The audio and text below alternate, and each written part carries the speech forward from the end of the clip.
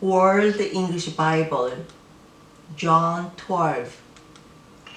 Then 6 days before the Passover, Jesus came to Bethany, where Lazarus was, who had been dead, whom he raised from the dead.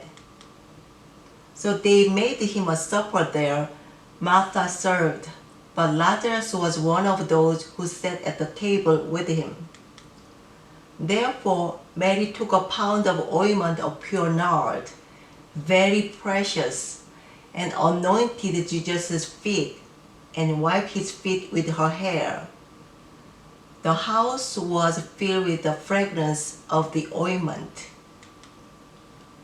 Then Judas Iscariot, Simon's son, one of his disciples, who would betray him, said, "Why wasn't this ointment sold for 300 denarii and given to the poor?"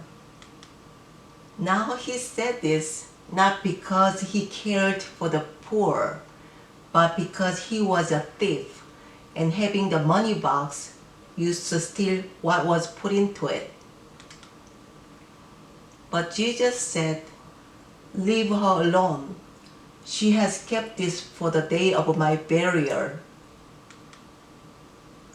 For you always have the poor with you, but you don't always have me."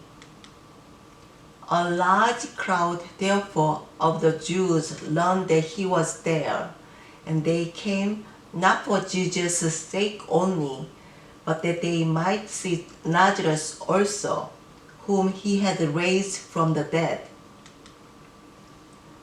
But the chief priests conspired to put Lazarus to death also, because on account of him many of the Jews went away and believed in Jesus. On the next day, a great multitude had come to the feast. When they heard that Jesus was coming to Jerusalem, they took the branches of the palm trees and went out to meet him and cried out, "Hosanna! Blessed is he who comes in the name of the Lord, the King of Israel." Jesus, having found a young donkey, sat on it, as it is written, "Don't be afraid, daughter of Zion. Behold, your king comes sitting on a donkey colt." His disciples didn't understand these things at first, but when Jesus was glorified, then they remembered that these things were written about him, and that they had done these things to him. The multitude therefore that was with him when he called Lazarus out of the tomb and raised him from the dead was testifying about it.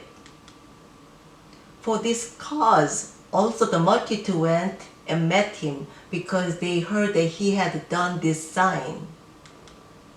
The Pharisees therefore said among themselves, "See how you accomplish nothing. Behold, the world has gone after him." Now there was certain Greeks among those who went up to the worship at the feast. Therefore these came to Philip, who was from Bethsaida of Galilee, and asked him, saying, "Sir, we want to see Jesus." Philip came to told Andrew. In turn, Andrew came with Philip, and they told Jesus. Jesus answered them, "The time has come for the Son of Man to be glorified. Most certainly I tell you, unless a grain of wheat falls into the earth and dies, it remains by itself alone. But if it dies, it bears much fruit. He who loves his life will lose it. He who hates his life in this world will keep it to eternal life. If anyone serves me, let him follow me. Where I am, there my servant will also be. If anyone serves me, the Father will honor him. Now my soul is troubled. What shall I say? Father, save me from this time.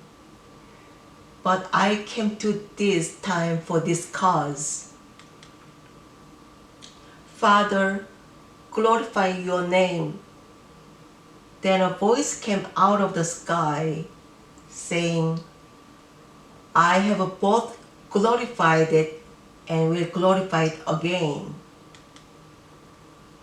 Therefore the multitude who stood by and heard it said that it had thundered.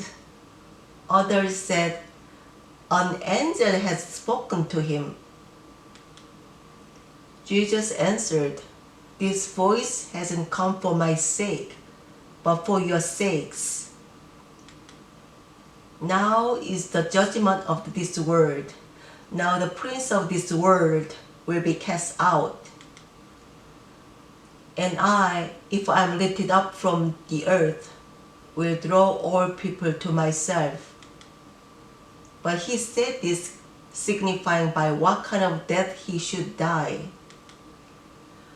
The multitude answered him, we have heard out of the law that the Christ remains forever.